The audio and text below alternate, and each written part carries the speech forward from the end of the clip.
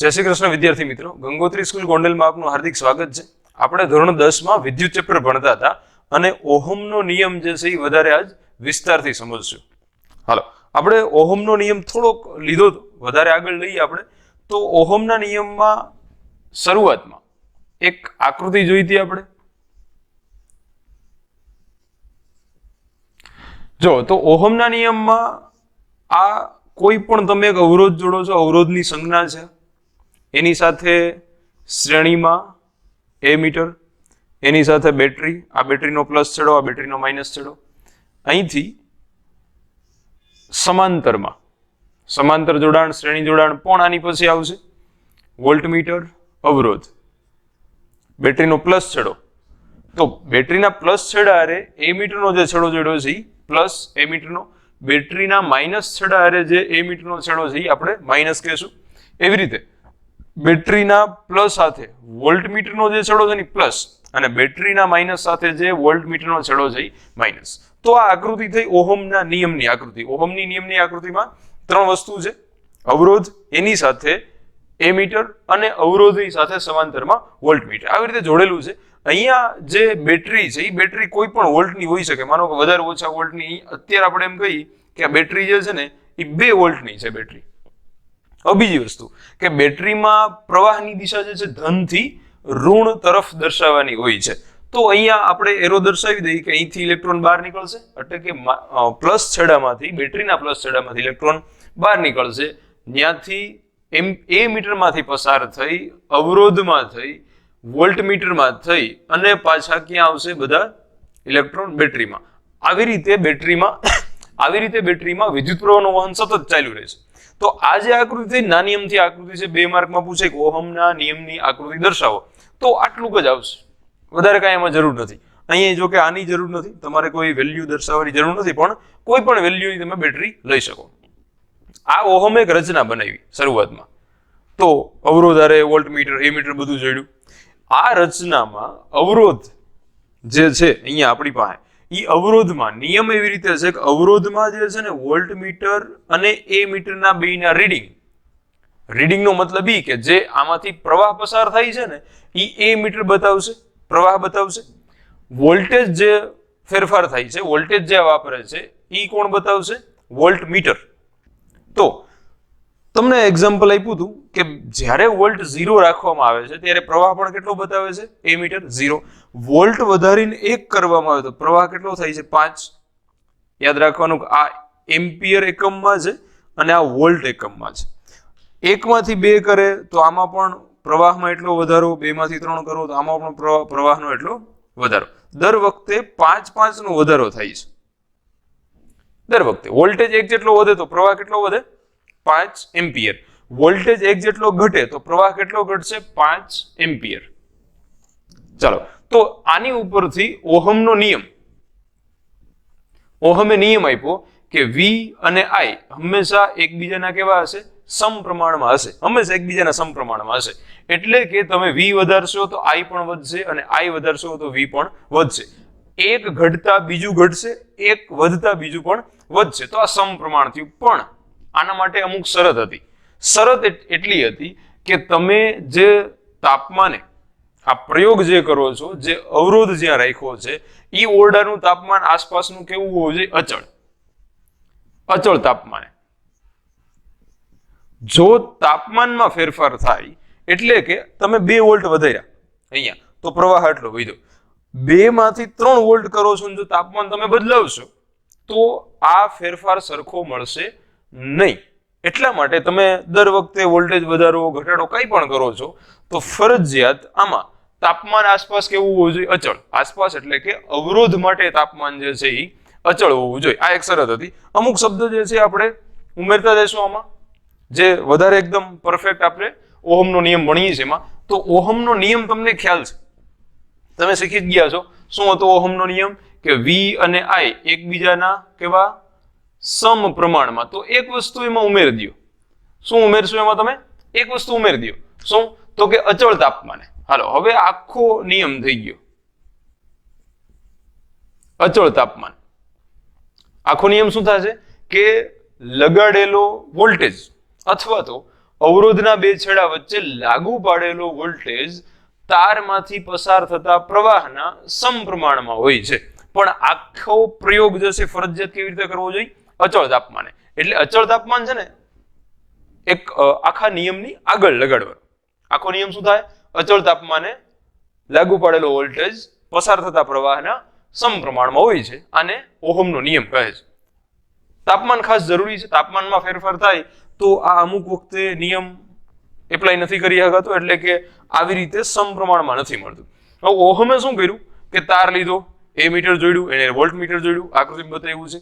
પછી volt metre માંથી એટલે કે બેટરીમાંથી વોલ્ટેજ વધારતો ગયો અને એ પ્રમાણે એને એ મીટરના જે કઈ પ્રવાહ મળે છે લખતો ગયો. એની ઉપરથી ગ્રાફ બનાવ્યો એને. આ પણ યાદ રાખવાનું છે ગ્રાફ કેવો મળે છે. એની ઉપરથી ગ્રાફ બનાવ્યો કે જે વોલ્ટેજ છે ને એ વોલ્ટેજ અહીંયા લીધા અને પ્રવાહ અહીંયા લીધો, એટલે કે વોલ્ટેજ x અક્ષ ઉપર અને પ્રવાહ y અક્ષ ઉપર. આવી રીતે હવે વોલ્ટેજ અહીંયા છે, પ્રવાહ અહીંયા છે, તો આ બધા મૂકી દે અહીંયા. માનો કે અહીંયા 0 છે, અહીંયા 1 2 3 1 2 3, અહીંયા 4 લખી. એવી રીતે હું પ્રવાહ દર્શાવું તો પ્રવાહ કેટલો થશે? 5 10 15 અને અહીંયા 20. પોઈન્ટ મૂકો, જો 0 0 તો અહીંયા આવશે, બરોબર. 1 અને 5 તો અહીંયા આવશે, 2 અને 10 તો અહીંયા આવશે, 3 અને 15 તો અહીં ક્યાંક આવશે. એવી રીતે હું હજી વધારે એક પોઈન્ટ લખું 4 અને 20 તો આ જગ્યાએ આવશે. આ બધા બિંદુને હું જોડું તો મને ગ્રાફ કેવો મળે છે? સીધી. એટલે સીધી લાઈન. એટલે કે તમને v વિરુદ્ધ i. જો આ એક વસ્તુ યાદ રાખવાની છે કે ગ્રાફ જે છે એ આવી રીતે દર્શાવાય. અહીંયા કૌંસમાં લખી નાખીએ આપણે કે પેલું લખ્યું છે ને એ x ઉપરનું લખશું આપણે. શું લખવું છે? પેલું લખ્યું x વિરુદ્ધ y નો ગ્રાફ. અહીંયા જે મેં લખ્યું છે પેલી રાશિ વોલ્ટેજ વિદ્યુત સ્થિતિમાનનો તફાવત એક રાશિ છે, એવી રીતે વિદ્યુત પ્રવાહ પણ એક રાશિ છે. તો x વિરુદ્ધ y નો આલેખ એટલે કે વોલ્ટેજ વિરુદ્ધ આપણે લીધો છે વિદ્યુત પ્રવાહનો આલેખ. વોલ્ટેજ આપણે x અક્ષ ઉપર લીધું છે અને પ્રવાહ ક્યાં લીધો છે આપણે? y અક્ષ ઉપર. તો આવી રીતે જે ગ્રાફ દર્શાવે છે, ગ્રાફ કોઈ પણ અચળ તાપમાન માટે લીધો છે આપણે.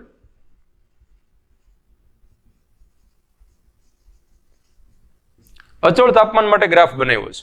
તો અચળ તાપમાન માટે હંમેશા ગ્રાફ આપણને એક સીધી લાઈન મળશે. આ વસ્તુ યાદ રાખવાની છે કે અચળ તાપમાન માટે ઓહમના નિયમ પરથી કોઈ પણ અવરોધ, કોઈ પણ ધાતુ અવરોધ એટલે કે ધાતુ, કોઈ પણ ધાતુ છે એ હંમેશા v વિરુદ્ધ i નો આલેખ, v વિરુદ્ધ i નો આલેખ હંમેશા સુરેખ રેખા મળે છે. ક્યારે આવો આલેખ નહીં મળે તમને, એટલે કે શરૂઆતમાં વધારે વધશે પછી ઓછો વધશે, અથવા તો શરૂઆતમાં ધીમો વધશે પછી ઝડપથી વધશે. આવો ગ્રાફ નહીં મળે. હંમેશા ઓહમના નિયમ પ્રમાણે કોઈ પણ ધાતુ અવરોધી કહી શકો. ધાતુ એટલે એક પ્રકારનો વાહક એટલે અવરોધ જ છે. તો કોઈ પણ ધાતુ જે છે એનો v વિરુદ્ધ t નો આલેખ હંમેશા કેવો મળશે? આપણને સુરેખ મળશે. આવો મળી શકે. આવી શક્યતા છે કે તમને જે ગ્રાફ અહીંયા દોરો છો v વિરુદ્ધ i નો, હું v અહીંયા લઉં, i અહીંયા લઉં, તો ગ્રાફ અહીંયા જે દોરો છો તમે એવું બને કોઈ વખતે આમ નીચે મળે પણ ગ્રાફ કેવો છે? સુરેખ. કોઈ વખતે અહીંથી આમ મળે છે પણ ગ્રાફ કેવો છે? સુરેખ. કોઈ વખતે અહીંથી આમ મળે છે પણ આ ત્રણેય ગ્રાફ તમે લ્યો, ત્રણેય ગ્રાફની લાઈન જે છે કેવી છે? સીધી લાઈન છે, એટલે કે સુરેખ રેખા છે. હંમેશા સુરેખ લાઈન જ મળશે ઓહમના નિયમ પ્રમાણે. એવું થઈ શકે કે અહીંયા તાપમાન વધુ હોય, અહીંયા તાપમાન ઓછું છે, અહીંયા તાપમાન ઓછું છે, આવું બની શકે. પણ ક્યારેય ગ્રાફ આવી રીતે એટલે કે વળાંક વાળો નહીં મળે. આવી રીતે ઓહમના નિયમમાં એક વસ્તુ યાદ રાખવાની છે તમારે, હંમેશા ગ્રાફ જે છે સીધી લાઈન જ મળશે, ફરજિયાત સીધી લાઈન મળશે. ચલો, તો આ શું થયું? આકૃતિ ઓહમના નિયમની, ઓહમના નિયમના અવલોકનો, ઓહમના નિયમનો ગ્રાફ એટલે કે ઓહમના નિયમનો આલેખ. આલેખ ઉપરથી 3 તારણ આવ્યા. જો યાદ રાખવાના છે 3 તારણો. તમને એમ પૂછે કે ઓહમના નિયમના આલેખ પરથી મળતા તારણો જણાવો છો. તારણો કેટલા છે? 3. એ 3 તારણ ઉપરથી ખરેખર આપણે નિયમ પહેલા ભણ્યા. ઓહમે શું કર્યું હતું? અવરોધ લીધો, વોલ્ટમીટર એમીટર જોડ્યા, આ પ્રયોગ કર્યો, ગ્રાફ મળ્યો, ગ્રાફ ઉપરથી તારણ લીધા, તારણ ઉપરથી નિયમ બનાવ્યો. આપણે યાદ રાખવા માટે સહેલી રીતે, સીધી રીતે સમજાય એટલા માટે પહેલા શું લીધું આપણે? નિયમ. પહેલા વ્યવસ્થિત નિયમ ભણી ગયા, હવે એની ઉપરથી આપણે તારણ યાદ રાખીશું. જો પેલું તારણ બધું આમાં જ છે, તમે જે ભણી ગયા છો ને એમાંથી ને 3 તારણ છે. કોઈ નવા નથી. પહેલી વસ્તુ આ કે હંમેશા V વિરુદ્ધ T નો આલેખ V વિરુદ્ધ I નો આલેખ હંમેશા કેવો મળશે? સુરેખ રેખા મળશે. આ ફાઇનલ. કોઈ પણ ઓહમના નિયમમાં કોઈ પણ અવરોધ ઉપર તમે એટલે કે ધાતુ ઉપર તમે ઓહમનો નિયમ લગાડો છો, એને આવી રીતે જોડો છો, એમાં આ પ્રયોગ કરશો ને તો હંમેશા તમને ઈ ધાતુ માટે ઈ અવરોધ માટે V વિરુદ્ધ T નો આલેખ કેવો મળશે? એકદમ સીધી લાઈન, કોઈ વળાંકવાળો મળશે નહીં. ઓહમના નિયમમાં શક્ય નથી, બીજી જગ્યાએ શક્ય છે. એ તમે 12 સાયન્સમાં વધારે ભણશો ત્યારે સેમિકન્ડક્ટર એવું આવશે, તો એમાં શક્ય છે, પણ અહીંયા શક્ય નથી. બીજું કે V અને V અને I આ જે છે, V એટલે શું થાય? વિદ્યુત સ્થિતિમાનનો તફાવત, અને I એટલે શું થાય? પ્રવાહ. તો આ બે એકબીજાના સમપ્રમાણમાં છે. હંમેશા કેવો એકબીજાના સમપ્રમાણમાં. તમે આખી લાઈન લખું તો હાલે. આને વિચારો, યાદ કરો, આને આપણે ટૂંકમાં કેમ લખીએ છીએ? આની જેમ. એટલે કે આમ લખવું ચાલે ને કે V ચલે છે I. ઓકે, તો એમ લખી નાખી અહીંયા, એટલે કે V અને I એકબીજાના હંમેશા કેવા હોય? સમપ્રમાણમાં હોય છે. આ વસ્તુ આપણે લખી નાખી અહીંયા. તો આ બીજું તારણ થયું. કેવા છે? સમપ્રમાણમાં. જો કે પાછળ સમપ્રમાણની નિશાની લખવાની જરૂર છે નહીં, સમપ્રમાણમાં હોય છે. આ તારણ બીજું. ઓકે, તો અહીંયા બે તારણ આવ્યા. બે તારણ એકદમ સહેલા છે. પહેલું તો આની ઉપરથી ગ્રાફ ઉપરથી શું લીધું કે V વિરુદ્ધ T નો આલેખ હંમેશા કેવો મળે? સુરેખ રેખા. ઓકે, V અને I એકબીજાના કેવા હોય? સમપ્રમાણમાં. આ બે તારણ થયા. ત્રીજું તારણ જે છે એ આવશે કે V અને V વધતા I પણ વધશે. V વધતા I પણ વધશે. તમને અહીંયા કીધું આ જગ્યા ઉપર કે V વધતા I વધશે અને V ઘટતા I પણ ઘટશે. એટલે કે વોલ્ટેજ વધારશો તો પ્રવાહ પણ વધશે, પ્રવાહ વધારશો તો વોલ્ટેજ પણ વધશે. કેમ કે અહીંયા આપણે સમપ્રમાણ કીધું છે. એ સિવાય શું? પ્રવાહ ઘટાડશો તો વોલ્ટેજ પણ ઘટશે, અને વોલ્ટેજ ઘટાડશો તો પ્રવાહ પણ ઘટશે. તો ત્રણ તારણો જે આપણે આલેખ ઉપરથી લીધા, અને ઈ આલેખ ઉપરથી ઓહમે આ નિયમ બનાવ્યો. નિયમ ફરીને જોઈ લ્યો કે કોઈ પણ તાર અચળ તાપમાને લાગુ પાડેલા વોલ્ટેજ પસાર થતા પ્રવાહના હંમેશા સમપ્રમાણમાં હોય છે. આને ઓહમનો નિયમ કહે છે. અહીંથી તમને ખ્યાલ હોય તો આપણે સમપ્રમાણ નિશાની કાઢી હતી, ત્યાં શું મૂક્યું? બરાબર મૂક્યું. તો મારે કોઈ અચળાંક મૂકવો પડે તો સૂત્ર કંઈક આવું બન્યું, V બરાબર IR. મારે અહીંયા R ને કરતા બનાવવો હોય, એટલે કે જો મારે અવરોધનું સૂત્ર જોતું હોય તો V અંશમાં અને I સામેની બાજુ છેદમાં જશે, એટલે કે V ના છેદમાં I બરાબર R આવું સૂત્ર મળશે. તો આ અવરોધનું સૂત્ર થઈ ગયું. જો આને એક બીજી રીતે પૂછાય છે, આને અવરોધનું સૂત્ર તમે કહી શકો. આપણે કોની ઉપરથી અવરોધનું સૂત્ર લીધું? તો કે ઓહમના નિયમ ઉપરથી અવરોધનું સૂત્ર લીધું. ઓહમના નિયમ ઉપરથી. તો આને અવરોધનું સૂત્ર કહેવાય છે, અથવા તો ઓહમના નિયમનું ગાણિતિક સ્વરૂપે કહેવાય છે. બે વસ્તુ યાદ રાખવાની. તમને એમ પૂછે કે ઓહમના નિયમનું ગાણિતિક સ્વરૂપ તારવો, તો પહેલા નિયમ લખવાનો, પછી એમાં R મૂકવાનો, પછી આ સૂત્ર. ઓહમના નિયમનું ગાણિતિક સ્વરૂપ તારવો. તો બે વસ્તુ એક જ છે. અવરોધનું સૂત્ર કહે તોય ભલે, ઓહમના નિયમનું ગાણિતિક સ્વરૂપ કહે તોય ભલે. આની પછી આપણે લખ્યા હતા એકમો. હાલો, એકમો તમને ખ્યાલ છે? એક એકમ ઓહમ નામના વૈજ્ઞાનિક ઉપરથી આવી નિશાની, બરોબર. અને બીજો એકમ જે છે ઈ સૂત્ર ઉપરથી. તો વિદ્યુત સ્થિતિમાનના તફાવતનું સૂત્ર શું થાય? વિદ્યુત સ્થિતિમાનના તફાવતનો એકમ શું થાય? વોલ્ટ. એવી રીતે વિદ્યુત પ્રવાહનો એકમ શું થાય? એમ્પિયર. આમાંય લખાય, અથવા તો આને આમાંય લખાય, વોલ્ટ પર એમ્પિયર થઈ જાય. અથવા તો આમાંય લખાય કે વોલ્ટ પર એમ્પિયર. બધું વાંચવાની રીત એક જ છે, લખવાની રીત ખાલી જુદી જુદી છે. અર્થ બધાનો હરખો જ નીકળશે. તો આ એના એકમો છે. ત્રીજો એકમ તમારે નથી આવતો, આટલો જ આવશે. ઓકે, આની પછી તમને ખ્યાલ છે કે અવરોધ જે છે ને એ ત્રણ વસ્તુ ઉપર આધાર રાખે. અવરોધ આપણે લીધું હતું, ત્રણ વસ્તુ ઉપર આધાર રાખે છે. એમાંથી પહેલું શું આવે? તાપમાન. તાપમાન જો વધશે તો અવરોધ પણ વધશે, અને તાપમાન ઘટશે તો અવરોધ પણ ઘટશે. એ સિવાય દ્રવ્યની જાત, એટલે કે દ્રવ્યની જાતનો મતલબ એવો થાય કે લોખંડ છે, Fe આયન ને લોખંડ વડે દર્શાવાય, એલ્યુમિનિયમ છે, તાંબુ છે. તમે તાંબુ લ્યો ને તો તાંબાનો અવરોધ બહુ ઓછો છે, Cu કોપર. એટલા માટે આપણે શું કરીએ છીએ કે ઘરે જે કાંઈ જોડાણ કરીએ છીએ, કોઈ પણ સાધનો અંદર જોડીએ છીએ, તો એ બધા સાધનો આપણે શેમાં, બધા સાધનોને જોડવા માટે કયો તાર વાપરીએ છીએ? કોપરનો. કેમ કે એમાં અવરોધ ઓછો છે અને ઓછા અવરોધના કારણે ઉર્જાનો વ્યય ઓછો થાય છે, માટે વધુ ઉર્જા આપણને વાપરવા મળે છે. એવી રીતે લોખંડ, તો લોખંડનો અવરોધ વધુ છે, વાહક જ છે, વિદ્યુત પ્રવાહનું વહન થાય છે, પણ અવરોધ કેવો છે આનો? વધુ. એટલા માટે આપણે લોખંડના તાર વાપરતા નથી. અલગ અલગ જગ્યાએ એની અવરોધકતા પ્રમાણે, એની વાહકતા પ્રમાણે અલગ અલગ જગ્યાએ ધાતુના અલગ અલગ ઉપયોગો થતા હોય છે. તો અહીંયા આખો પ્રશ્ન થઈ ગયો. તમને એમ પૂછે કે ઓહમના નિયમની આકૃતિ દોરો, તો આટલું. સોરી, એક અહીંયા ભાગ બાકી રહી ગયો કે તાપમાન ઉપર આધાર રાખે છે, દ્રવ્યની જાત ઉપર આધાર રાખે છે અને કદ ઉપર આધાર રાખે છે. તો અહીંથી આપણે એક આખો નવો પ્રશ્ન ભણશું. આ ત્રણ વસ્તુ યાદ રાખવાની છે કે અવરોધ જે છે, તાપમાન, દ્રવ્યની જાત અને કદ, આ ત્રણ વસ્તુ ઉપર આધાર રાખે, બીજી કોઈ વસ્તુ ઉપર નહીં. પણ કદ ઉપર આધાર રાખે છે, તો એના ઉપરથી એક આખો નવો પ્રશ્ન આવશે. આની પછીનો મુદ્દો નાનો અમથો છે, હમણાં લઈ લઈએ આપણે. પહેલા આ જોઈ લઈએ. હાલો, અહીંયા ઓહમનો નિયમ પૂરો. ઓકે, ઓહમના નિયમના ઘણા બધા ભાગ છે, ફરીને જોઈ લ્યો એકવાર કે ઓહમના નિયમની આકૃતિ. તો આટલું.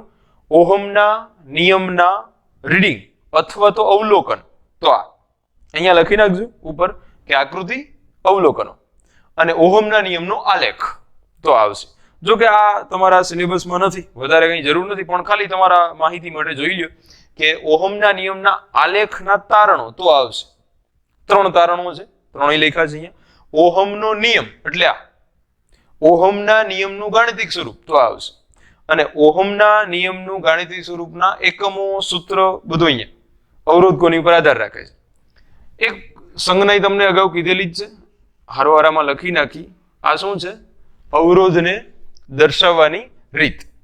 ચાલો, પ્રશ્ન ઘણી રીતે પૂછાય છે, હારો લખી લેજો કે ઓહમના નિયમની આકૃતિ દોરો, તો 2 માર્કનો પ્રશ્ન એક થયો.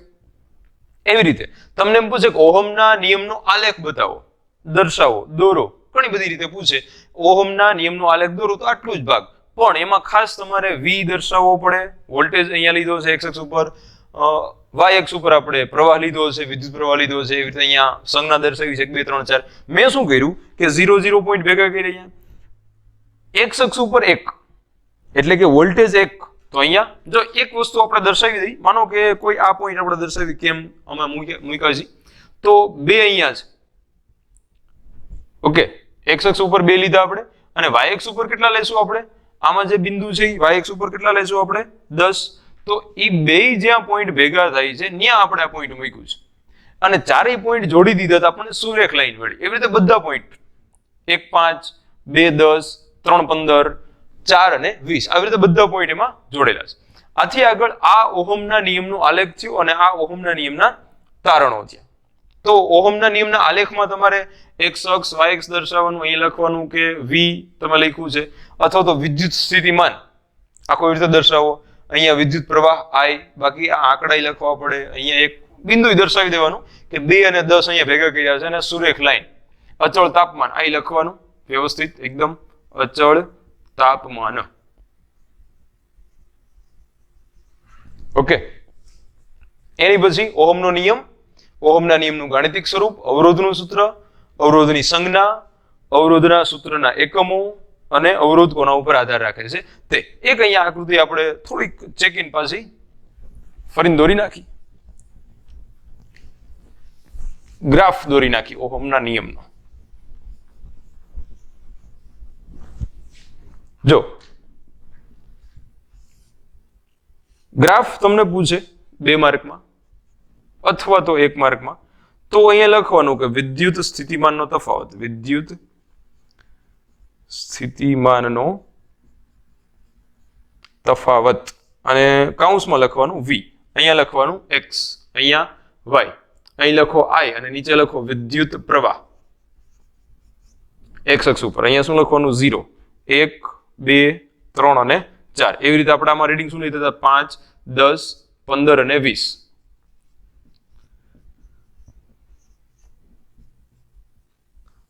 એક પછી 2 3 અહીંયા 4. તો પહેલા પોઈન્ટ શું હતા? v અને I, 0 0, તો અહીંયા આવશે. ઓકે, પછી 1 અને 5, તો શું આવશે? અહીંયા આવશે. પછી 2 અને 10 અહીંયા. એવી રીતે 3 15 4 20. હાલો, પૂરું લખવું પડશે તમારે. અહીંયા આ લખવું પડશે વિદ્યુત સ્થિતિમાનનો તફાવત, અહીંયા એ લખવું પડશે વિદ્યુત પ્રવાહ, અહીંયા V, અહીંયા કૌંસમાં I. ઠીક છે, પ્રશ્ન લખી લ્યો. ઓહમનો નિયમ લખી, ઓહમના નિયમનું ગાણિતિક સ્વરૂપ તારવો, એનું સૂત્ર લખો, એના એકમો લખો અને અવરોધ કઈ વસ્તુ પર આધાર રાખે છે તે લખો. તો આખો 3 માર્કનો પ્રશ્ન થયો. પછી એમાંથી તમને કોઈ પણ 2 માર્કમાં આટલું પૂછે, 1 માર્કમાં આટલું પૂછે, ખાલી જગ્યામાં પૂછે, આટલું 2 માર્ક્સમાં પૂછે કે એકમ અને ગાણિતિક સ્વરૂપ તારવો, 2 માર્કમાં ગ્રાફ પૂછે, અથવા તો અગાઉ તમને કીધું એમ 2 માર્કમાં એક આકૃતિ પણ પૂછી લે. એકદમ નાનો અને સહેલો પ્રશ્ન છે. વધારે આના પછી અહીંયાથી આવશે કદ. તો અહીંયા કદ એક જ મુદ્દો છે, પણ એની ઉપરથી આપણે અવરોધકતા વધારે ભણશું. એ જે છે એ આગલા લેક્ચરમાં લઈશું, વધારે ચર્ચા ત્યારે કરશું. જય શ્રી કૃષ્ણ.